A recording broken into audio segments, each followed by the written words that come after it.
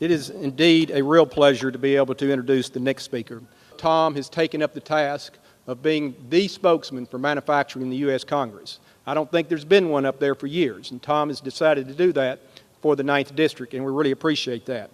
Now I'll give you our Congressman for the 9th District, Tom Graves.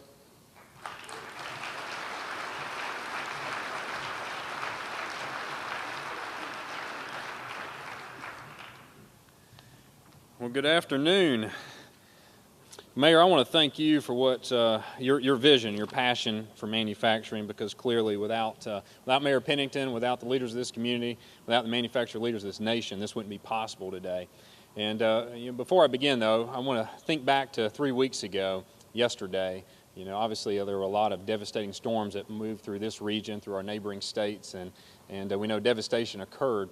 And as I traveled the day after on that Thursday morning, and I was able to visit in Trenton and Flintstone and Ringgold and other communities, and I was amazed at what I saw.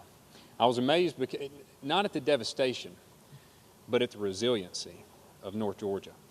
And I just want, to those who are here today who've been affected by those storms, and I know you fill this room, I just want to thank you. And I want you to know that our prayers and our thoughts are with you, and we're there to help.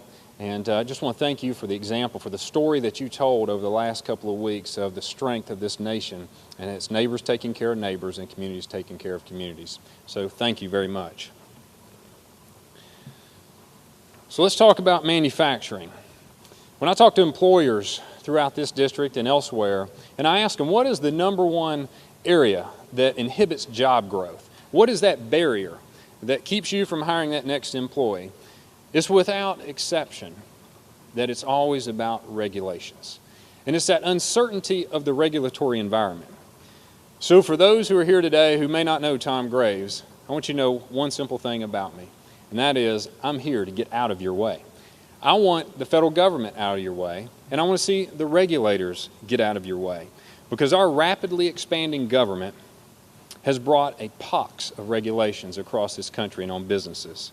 A report from the Small Business Administration estimated that regulatory costs amount to $1.75 trillion annually on businesses in our nation. Now that's more than Canada's entire GDP. And to put it in even more perspective, that's the equivalent to 2 stimulus packages every year paid for in regulatory costs by American businesses. Now just last year there were 43 major regulations that were imposed. And it's projected that the economic cost would be $26.5 billion to American businesses. Now that's just the major regulations that were imposed. But what about the minor? What about all the other things that are out there? For example, we know of the President's Health Care Plan. A lot of controversy about that plan, particularly about the length of it, the over 2,000 pages of legislation. But what has come from that just in the recent months is nearly 6,000 pages of new regulations in the Federal Registry. Additional regulations on our businesses. So the rash of regulation has also spread to the energy producers of our nation in the form of this de facto drilling moratorium that's in place. Now, as a result of the moratorium that's in place, 98% of the Outer Continental Shelf is off limits. 95% of onshore drilling is off limits to leasing to our own resources. And we're dealing with delays in the permit process that goes unchecked. We have a president who has gone to Brazil to encourage them to drill and access their resources, and to quote, he says he wants the United States to be one of their best customers. Well, Mr. President, it's time to put America first.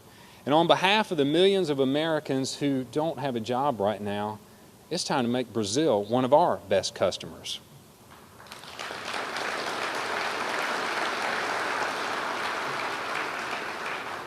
But America desperately needs a national energy strategy, and it's one that needs an above-the-all approach. But we need to be very clear about something, that any plan that makes it more difficult, more costly to do business in America, that is no plan at all. Now, I could go on and on, of course, about energy policy, but I think we have a few distinguished experts in the room today who are going to go on about that. But taken as a whole, your regulatory burden as business owners and leaders in our nation has increased dramatically at an unprecedented rate in the year of 2010. So it's no surprise the economy has been slipping. We've remained at about 9% unemployment for nearly 2 years. So the question is, and the reason, the purpose why we're here today is, how do we move through it? How do we push past it? So how do we understand those challenges and the burdens that are in place? So first, as we think about how do we overcome, I like to go back to really the purpose of our nation. And it goes back to a belief that we as Americans have to believe that we can make it in America. Our story is great. It has gone for over 2 centuries of the dream, of the idea, of the passion, of the entrepreneur, of the risk takers, the new frontier of America. I myself, I think about my own story, and many of you know it. Growing up in a single-wide trailer in the backwoods of Bartow County, on tar and gravel road, didn't really know what my future would hold. But thankfully I had parents who loved me. And while they couldn't give me the material things, they gave me something else, and that was the American dream, because they encouraged me. They said, dream big, work hard, and you can achieve much. That is the message for America. That is how we can push through these difficult days, because it's in our hearts and our minds that if we can believe we can make it in America, that transitions to the product of making it in America. And we have to get back to that belief that it's important to make it here on our shores, not elsewhere. So making it, producing it here in America. There's a great account of where we as Americans, as manufacturers, have stood fast and shown that we can do so much when given the opportunity without the burdens in the way. And you go back to the 1940s and you go back to the Ford Motor Company. When they stopped their civilian production of automobiles as the war effort was going on to engage in the manufacturing of the B-24 bomber. Now that was something Ford had never done before, but they stepped up to the challenge. And when they had to employ so many more because many of their employees were enlisted, they brought the spouses in and trained them and prepared them for moving forward with building the bombers. Now, you've probably heard the story of the remarkable effort as they moved through years of making these bombers. It got to the point that Ford Motor Company, who was known for making automobiles, who shifted gears and began making these bombers with hundreds of thousands of parts and rivets and all those things involved, was able to make a bomber within 59.34 minutes by 1945. Leaders, I'm here to tell you, we can make it in America. And this is the time for us to demonstrate that we are going to move forward and continue doing what we've always known we can do. But in order to make it in America, next we have to enable and equip America. We spoke earlier about the regulatory costs, the burdens on businesses and the barriers to business. That's not enabling and equipping America. And in essence, that cost is taking it out of the pie of what you have to work with. My son, we were debating one day, allowances. You've probably done it with yours. And as we were debating $1 for this or that, he looked at me, and this is a child, who said, "Dad, if you pay me to do what I should already be doing, doesn't that take away from what Mom can buy groceries with?" Now that's a young boy who understands the pie is only so big, and you keep cutting it up, you have nothing left. But then he followed up and he said, "Dad, wouldn't it be better if I made something and sold it and added to the family?" Then he understood, you know what, we can grow the pie. So as we think about the regulatory burden that faces the manufacturers, you in this audience, the pie is only so big. There's only so much you can give, only so much burden that you can stand before you reach that tipping point. And it's time to instead expand the pie and quit eating from the same pieces over and over again. So to enable and equip America, we need to disable some overreaching government agencies. One of the best solutions that's worked through Congress and the House of Representatives is what's called the REINS Act, which addresses the regulatory environment and says if an agency imposes regulations and there's an economic impact of $100 million or more, then Congress must approve it, bringing oversight back into the process, something that's clearly missing right now in Washington. But the opportunity exists with providing this great republic with the voice whom they've elected to give that oversight and the affirmation of whether or not a rule or regulation should be imposed or not. So it's back to enabling and equipping America. But then lastly, most importantly, we must stand together as America. We must relish what our nation was founded on. We must see that foundation of which it was and grow upon that foundation. Because America is much more than a land with borders. It's an idea. It is a dream. It is what the world quests to be like. It is that exceptionalism that we all know so well. So let's be who we've always been. Let's be empowered by freedom that our forefathers fought for, and not the cradle and grave government that seems to exist oftentimes.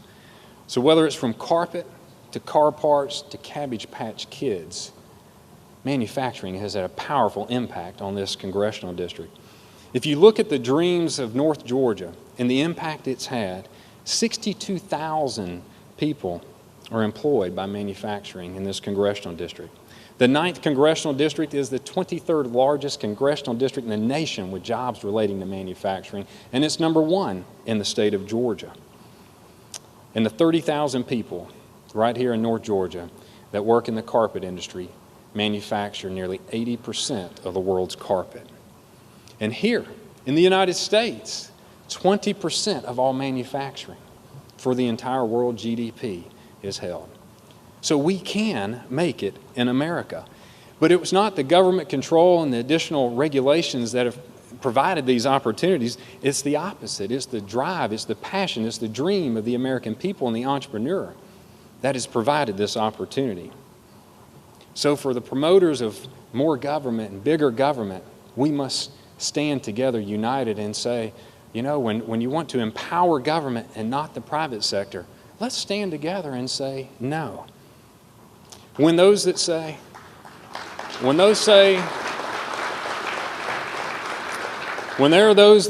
that free markets don't work or capitalism is false, we must stand together as entrepreneurs and push ahead.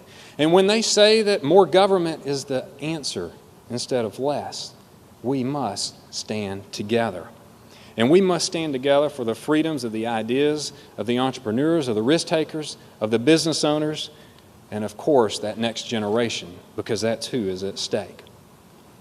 So I'll close with this. We're at a pivotal point in our history as a nation. And we are here today because government has too narrowly focused on expanding itself instead of your businesses. And I'm reminded of what Ronald Reagan said when he was asked of his perception of government. To him, he said, you know, it appears to me that government says this: if it's moving, tax it. If it keeps moving, regulate it. If it stops moving, subsidize it. I think we'd add something else today to that, and that is, Mr. President, you were absolutely right, and also, we've had it.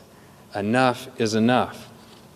So today, as we move ahead, I'm excited, because I believe we're bringing a new passion, a new reflection back on manufacturing. And so as you know who I am, I just want to get out of your way. I want to see government move out of your way. I want to see you empowered, and I want to see you create those jobs, because the fact is we can make it in America, and you have already made it in America. And I believe our collective goal is quite the same, and that is we want to see you grow bigger, we want to see you employ more, and we want to see this great nation move forward. The industries represented here today and the private sector as a whole, you are the powerful engine of this nation in economic growth. So the question before us today is quite simple. I see it almost as a choice between two futures. We can choose to build upon our greatness, or we can choose to fade off into history. And I think you've already demonstrated, as the great business leaders and the manufacturers, we're going to build upon our greatness. And so on behalf of the next generation of the 9th Congressional District as well, I want to thank each and every one of you. May God continue to bless your efforts and bless this great and glorious cause we call America. Thank you.